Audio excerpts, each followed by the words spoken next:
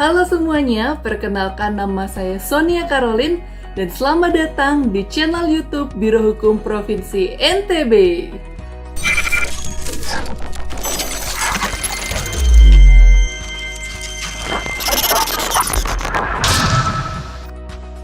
Banyak di antara kita yang mengetahui apa itu peraturan gubernur, tapi banyak juga di antara kita yang tidak mengetahui dan memahami bagaimana proses pembentukan dari sebuah draft rancangan peraturan gubernur menjadi sebuah peraturan gubernur yang diundangkan dan berlaku. Saat ini, saya akan menerangkan proses demi proses dan menjelaskan kepada Anda sebagai perangkat daerah pemrakarsa apa yang perlu dipersiapkan untuk mengajukan sebuah draft perancangan peraturan gubernur. Seperti yang bisa Anda lihat di layar, ini adalah diagram mekanisme pembentukan peraturan gubernur sebagaimana diatur dalam Permendagri nomor 80 tahun 2015 tentang pembentukan produk hukum daerah.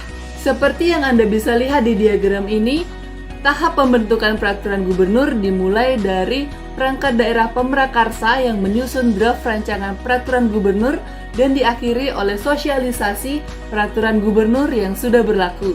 Langsung saja kita masuk dalam tahap yang pertama.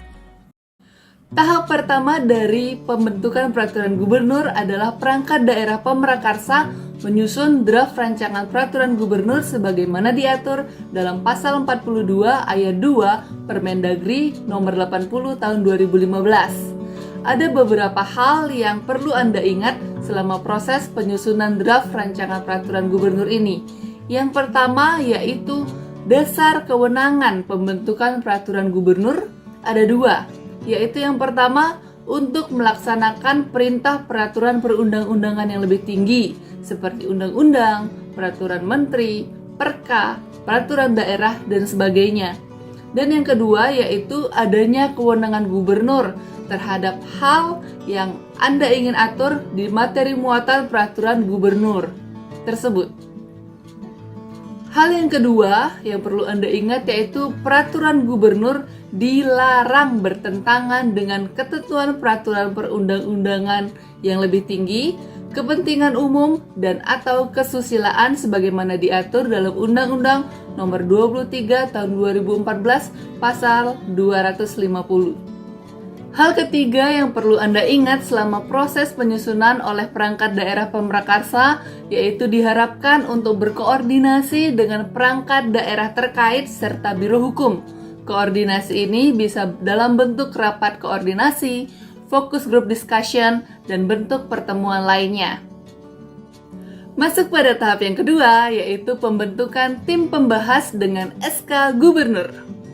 Banyak yang tidak mengetahui bahwa Permendagri nomor 80 tahun 2015 pasal 79 mengatur bahwa untuk pembahasan peraturan gubernur, perangkat daerah pemrakarsa membentuk tim pembahasan rancangan peraturan gubernur yang ditetapkan dengan keputusan gubernur. Tim pembahasan rancangan peraturan gubernur ini diketuai oleh Kepala Perangkat Daerah Pemrakarsa dengan sekretaris, pimpinan, kepala atau kepala biro hukum, serta anggota sesuai kebutuhan. Berikut akan kami tampilkan contoh SK tim pembahasan rancangan peraturan gubernur.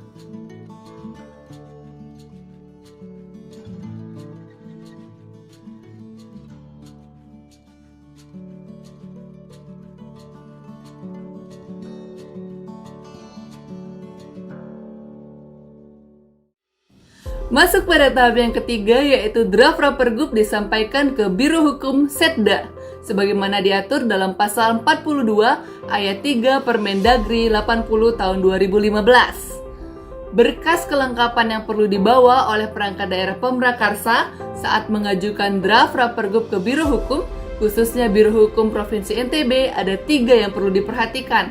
Yang pertama dan kedua yaitu nota dinas pengajuan draft Rapergub yang diajukan bersamaan dengan printout atau hard file Rapergub beserta lampiran bila ada ke ruang tata usaha Biro Hukum Setda NTB. Dan yang ketiga yang perlu diperhatikan dan dibawa adalah soft file draft Rapergub yang dapat dibawa dengan flash disk, hard disk, atau mengirim melalui aplikasi WhatsApp. Terkait nota dinas, draft Rapergub sebagai salah satu bentuk naskah dinas disampaikan dengan nota dinas yang paling sedikit memuat alasan, urgensi, dan tujuan pembentukan Rapergub serta dasar hukumnya. Berikut adalah contoh konsep penulisan nota dinas yang bisa Anda ikuti sebagai pengajuan kepada Biro Hukum.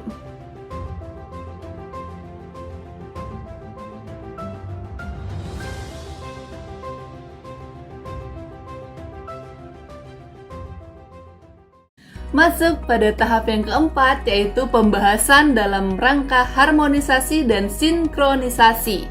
Jadi dalam tahap ini, Biro Hukum melakukan harmonisasi dan legal drafting terhadap draft Rapergub yang telah diajukan. Dan apabila diperlukan, Biro Hukum akan mengadakan rapat pembahasan mengundang perangkat daerah pemrakarsa, perangkat daerah terkait, akademisi, dan perancang ahli dari Kanwil Kemenkumham untuk membahas lebih lanjut terkait materi muatan Rapergub yang diajukan. Pembahasan materi muatan peraturan gubernur ini memperhatikan asas-asas pembentukan peraturan perundang-undangan yang baik sebagaimana diatur dalam pasal 5 Undang-Undang Nomor 12 Tahun 2011 tentang pembentukan peraturan perundang-undangan. Masuk pada tahap yang kelima, setelah peraturan gubernur selesai dibahas, akan kami finalisasi dengan tata cara penulisan peraturan perundang-undangan sebagaimana diatur dalam Undang-Undang Nomor 12 Tahun 2011. Kemudian pada tahap yang selanjutnya, tahap ke-6 adalah paraf koordinasi. Perangkat daerah pemrakarsa memberikan paraf koordinasi pada setiap halaman rancangan peraturan gubernur yang sudah difinalisasi. Kemudian dilanjutkan oleh paraf koordinasi dari pimpinan atau kepala Biro Hukum, asisten yang membidangi pemerintahan, dan sekretaris daerah. Setelah paraf koordinasi, maka masuk dalam tahap selanjutnya, yaitu tahap penandatanganan atau penetapan oleh gubernur, yang dilanjutkan dengan penandatanganan atau pengundangan oleh sekretaris daerah. Setelah peraturan gubernur ditandatangani oleh gubernur dan sekretaris daerah, dilanjutkan dengan proses penomoran dan pengundangan dalam berita daerah yang dilakukan oleh Kepala Biro Hukum sebagaimana diatur dalam pasal 120 ayat 1 Permendagri nomor 80 tahun 2015. Tahap selanjutnya yaitu tahap pendokumentasian naskah asli peraturan gubernur, dibuat dalam 3 rangkap yang akan disimpan oleh sekretaris daerah, Biro Hukum berupa minuta, dan yang terakhir akan disimpan oleh perangkat daerah pemrakarsa. Tahap yang terakhir adalah tahap penggandaan, pendistribusian, dan sosialisasi peraturan gubernur yang dilakukan oleh perangkat daerah pemrakarsa dan Biro Hukum. Untuk sosialisasi yang dilakukan oleh Biro Hukum Setda NTB, peraturan gubernur NTB yang telah diundangkan, Anda dapat akses secara online melalui jdih.ntbprof.go.id seperti yang dapat Anda lihat di layar.